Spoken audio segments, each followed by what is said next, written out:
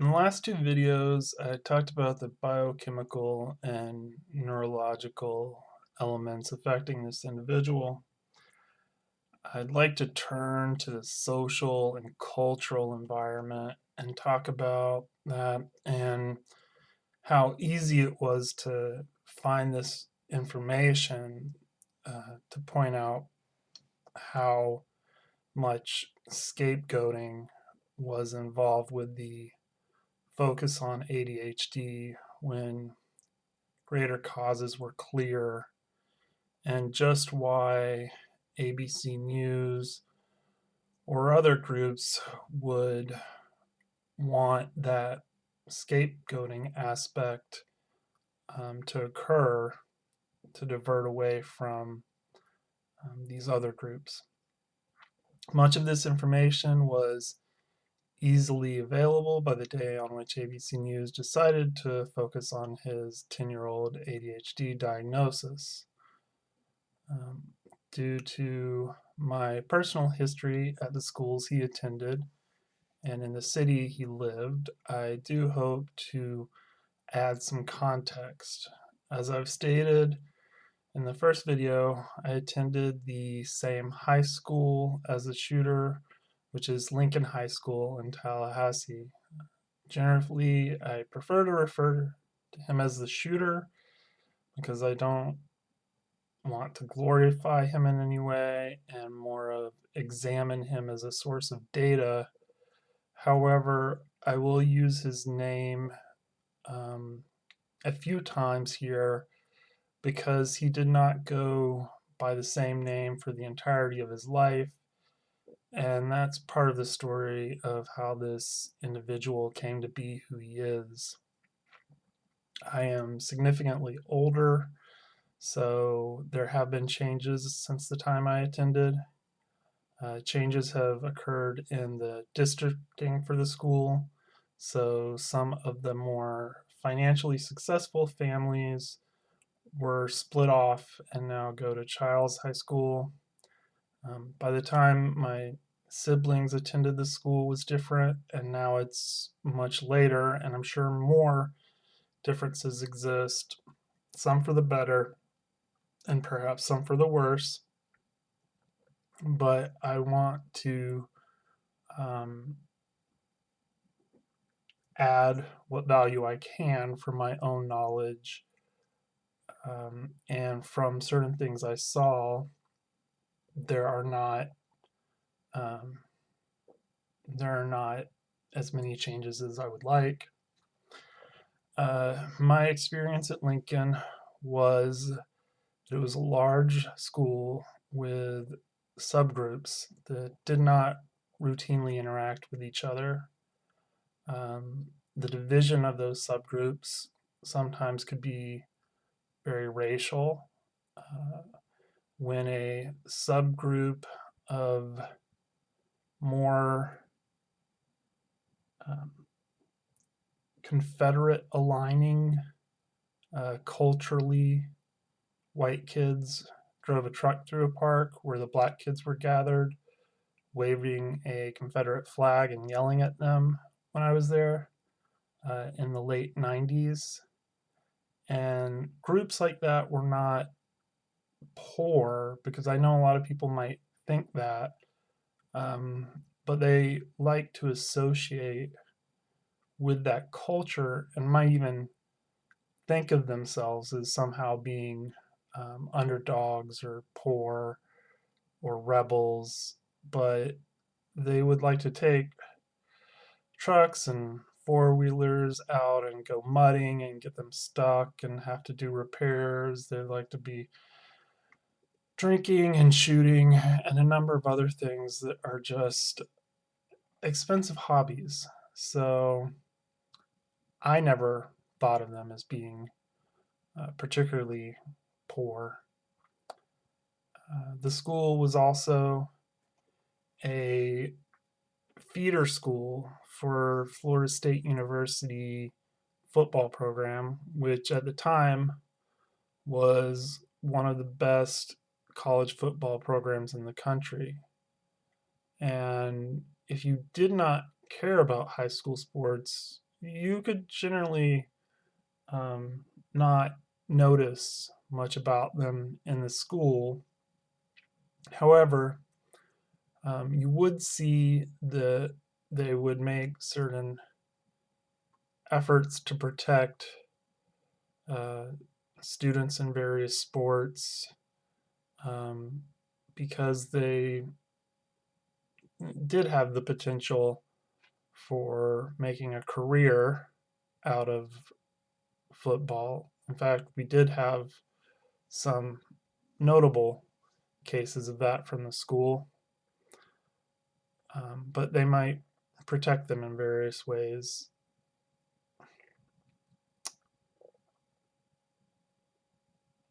There were problems in the various years I've been observing Lincoln High School with teachers sleeping with students. Um, some got in trouble with the law because of this. Some were quietly removed from the school, and some had absolutely nothing happen to them. And from my understanding, sometimes it would really result in engagements to students not long after they graduated from school.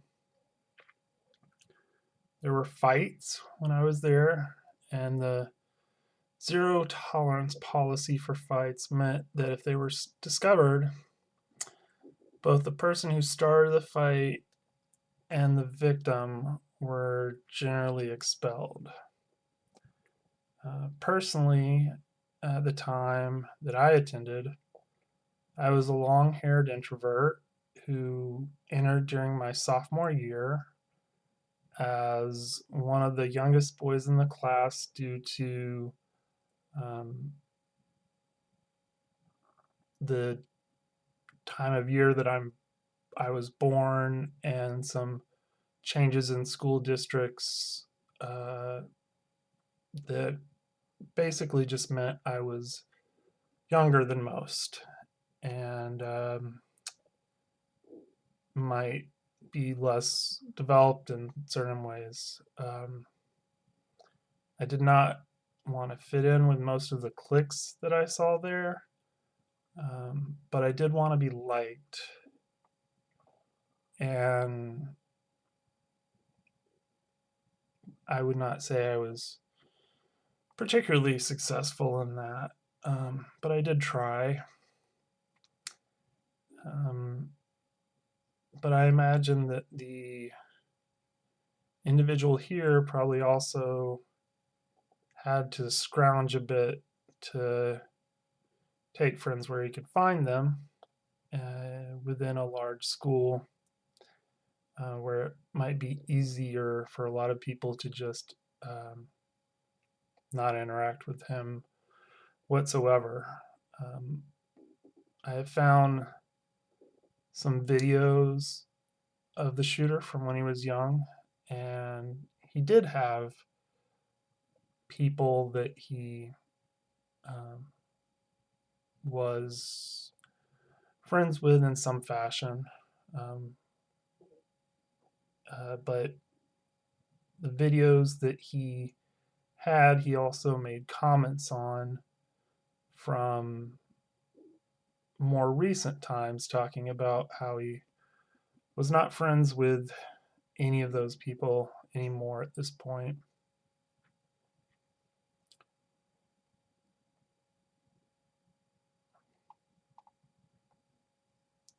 Lincoln, location wise, is on the eastern end of Tallahassee, and Tallahassee generally is a place that has a might have a certain liberal center elements as a city, but is very much in a area that is more urban. No, the city might be somewhat urban as a small city, but around Tallahassee, it's rural for great distances before any other city comes around. And Lincoln is on the eastern end of Tallahassee where it starts becoming more rural. Um, Tallahassee itself, other elements that are worth noting is Tallahassee is home to one of the historically black colleges. Um, that would be Florida A&M University, uh, usually just known as FAMU. Um, but the city itself is separated enough in a way that often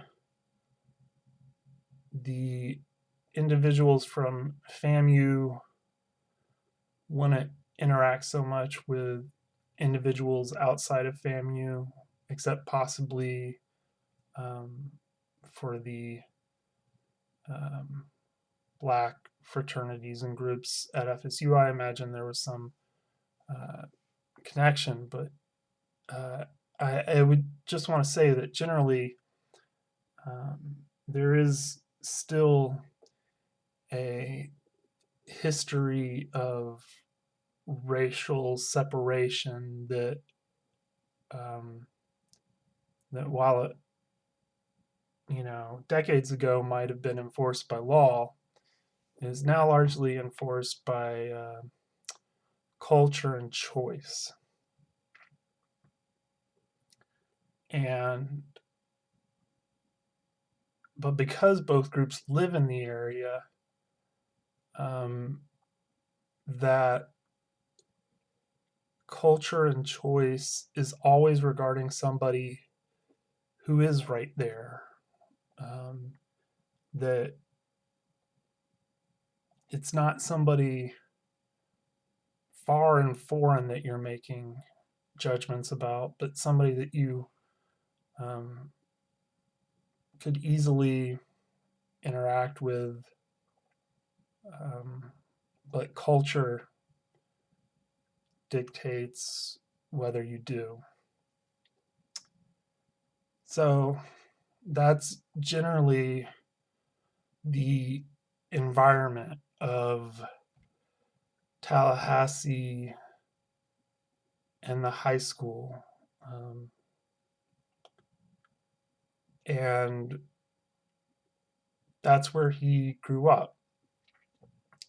And here I'm going to turn to the court orders discussed previously, and that's where the ADHD diagnosis comes from for most news coverage. But it reveals a lot more about his home environment. The court orders said that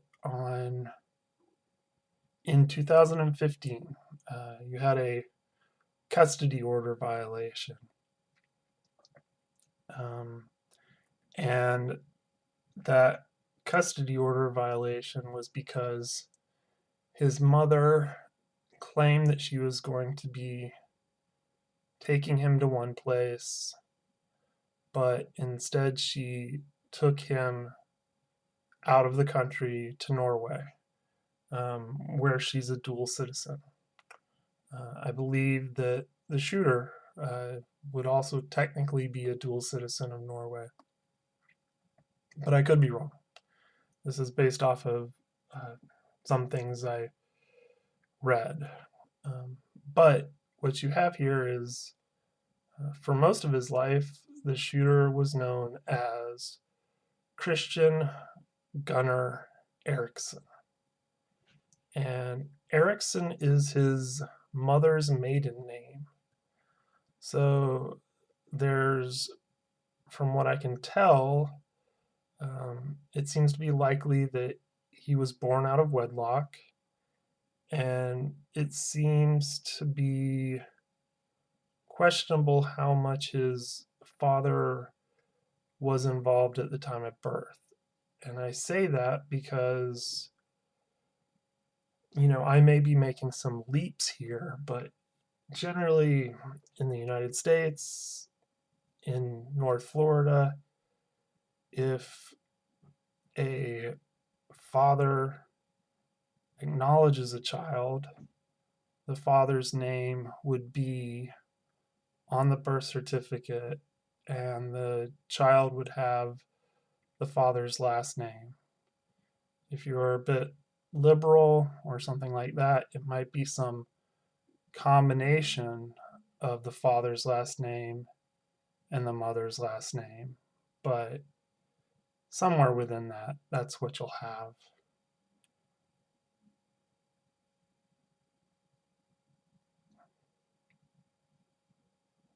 And his mother, the mother of Erickson, the shooter, she stated a number of negative things about the father. And I don't think you can give value to her statements on their own, but it is an element of context for the parents and where this shooter came from in that sense. There was a contentious custody case at some point, and what I know of it comes from this order to arrest the mother for violating the custody order. Um, but importantly, regardless of who you feel would be the better parent, it's very clear that the two biological parents were not co-parenting and were quite hostile to each other for quite a long time. I generally would say that any child needs the support of not just two parents, but also any living grandparents. They need support from their extended family. They need support from society structures that could be a church, could be the school, it could be a number of other guidance mechanisms that sometimes you'll hear about when somebody doesn't have family support, that this secondary support will catch them. And I think that there was just a general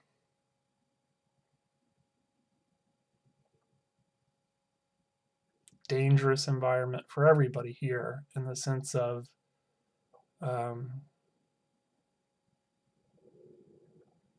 I don't see anything here where you can say that ADHD made this child um, embrace any negative thoughts, but you can say that the um, contentious custody situation um, and the probably, forcing him to choose between these parents and um, other elements like that, that they seem to affect him. And um, eventually, February 2017, a judge granted the father sole parental responsibility. And at the age of 15, for Christian Gunnar Erickson, he changed his name to Phoenix Ikner. He finally gets his father's last name, and he chooses Phoenix as a first name to indicate some kind of rebirth as a new individual. Apparently, so disliking his life before that he wants to be reborn. I'm not quite sure of the timeline in the sense of which things all happen first here. But generally, he becomes totally separated from his birth mother, and um, his parents are now his biological father, and he has a stepmother who is a sheriff's deputy for the Leon County Sheriff's Department.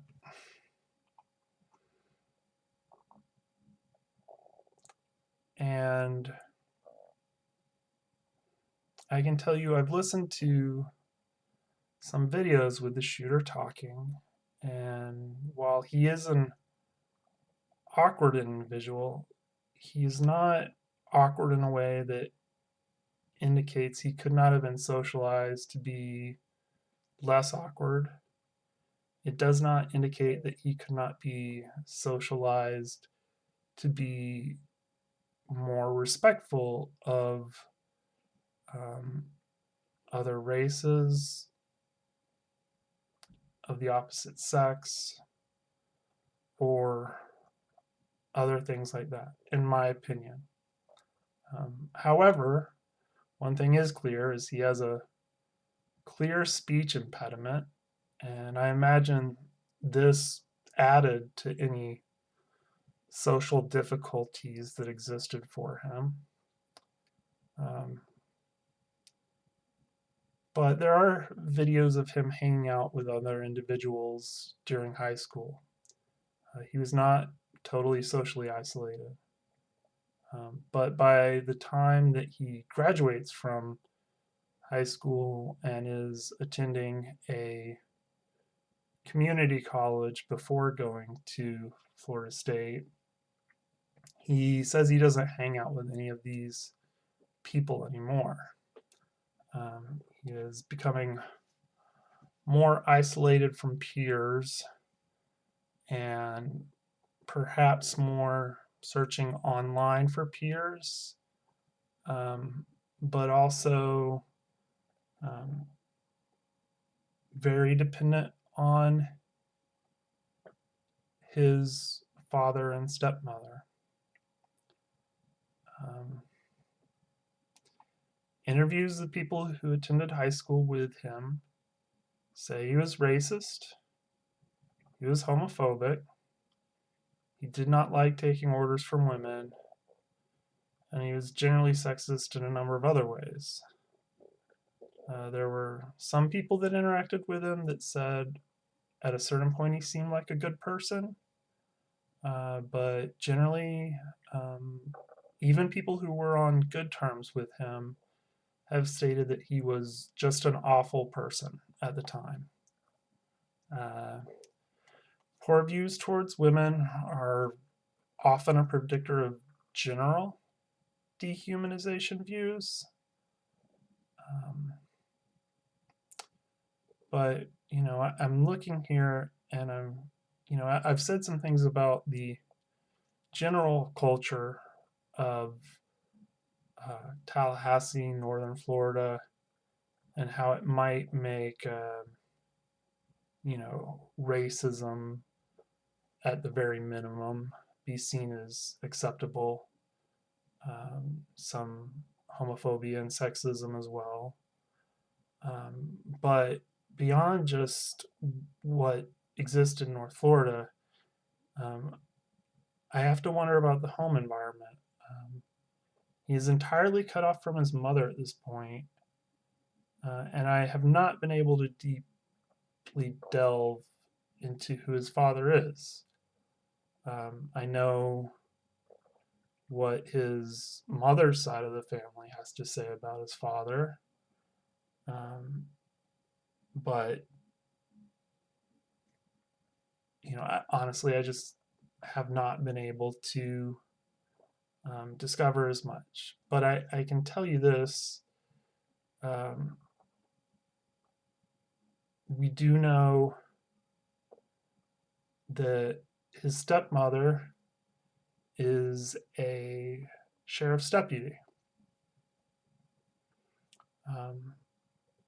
Leon County Sheriff's Office, Sheriff's Deputy Jessica Ikner. And we know that the Phoenix Ikner becomes involved in a youth program connected to the Leon County Sheriff's Office. From my understanding, it is his stepmother, Jessica Ikner, who trained him in use of a gun. So I will give some context later for it, but I have a hard time believing when this man was trained in use of the gun and given access to guns, that they didn't know his general views on other races, his views on women, and other individuals that he seemed to think quite negatively about. And my experience with police organizations is that unless it is aggressively dealt with, they are themselves often a festering ground for racism, homophobia, and sexism. Both the Leon County Sheriff's Office and the Tallahassee Police Department have had their own share of scandals, from somebody at the Leon County Sheriff's Office selling drugs along with their child, to people in the Tallahassee Police Department that planted drugs and brutality issues.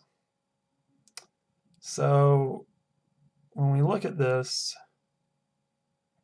I don't think that the attention here, when we talk about his stepmother, Deputy Ikner, should start and end with her in the sense of her being a separate individual who was foolish enough to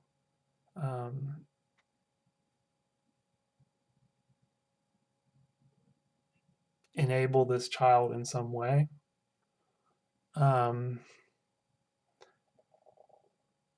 Because if you look at things about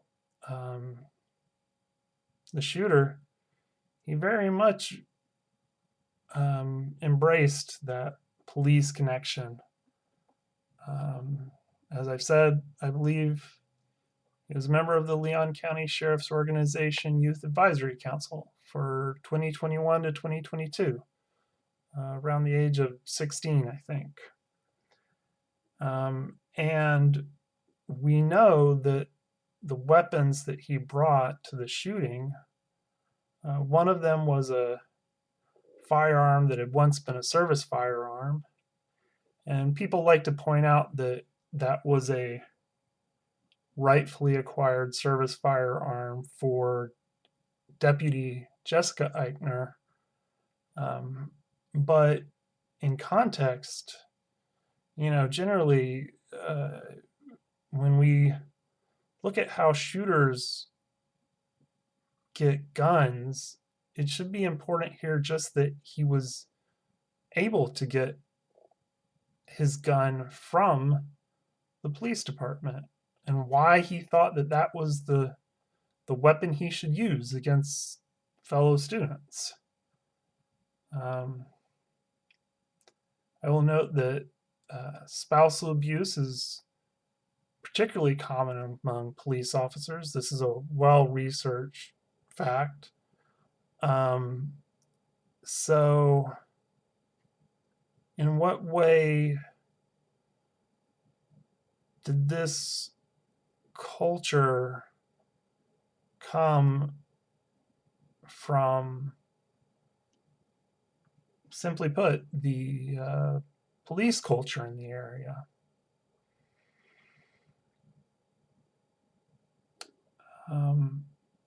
I can't say for sure, but it's a question worth asking. Um, it's certainly something that affected him more than ADHD might. And,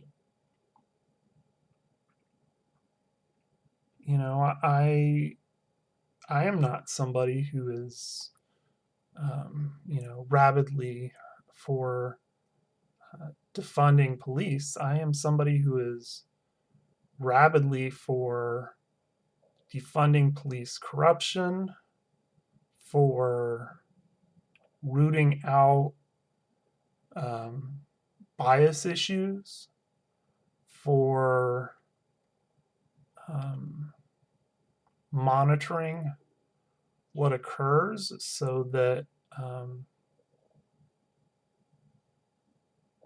the police can function like we assume they're supposed to function.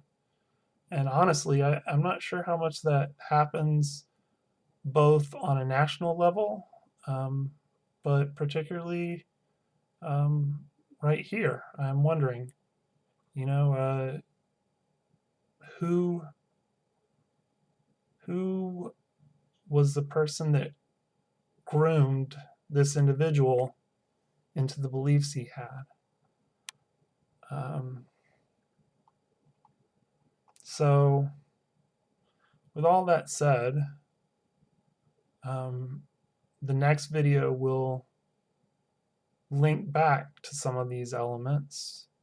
I figured this is a good point to take a break because um, this covers his general the cultural environment of Tallahassee and the environment of Lincoln High School and his parents that he had and the parental figures that he had. But next, I want to address what we knew about him after graduation from high school, when he actually was a college student and the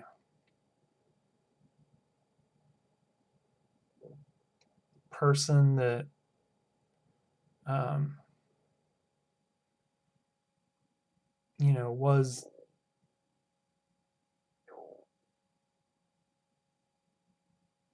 I'm not sure if he was um, certain to be a certain to be a campus shooter. If anything, some of the things that I've said, um, I want you to realize that uh, if he had not shot people on campus, I could easily see him becoming a police officer. Um, but in the next video, I will address Phoenix Ikner, a college student. Please like, subscribe, share, do whatever you can to take part in the cultural message about what is actually happening and the tolerance that you will give to scapegoating and misdirection. Thank you.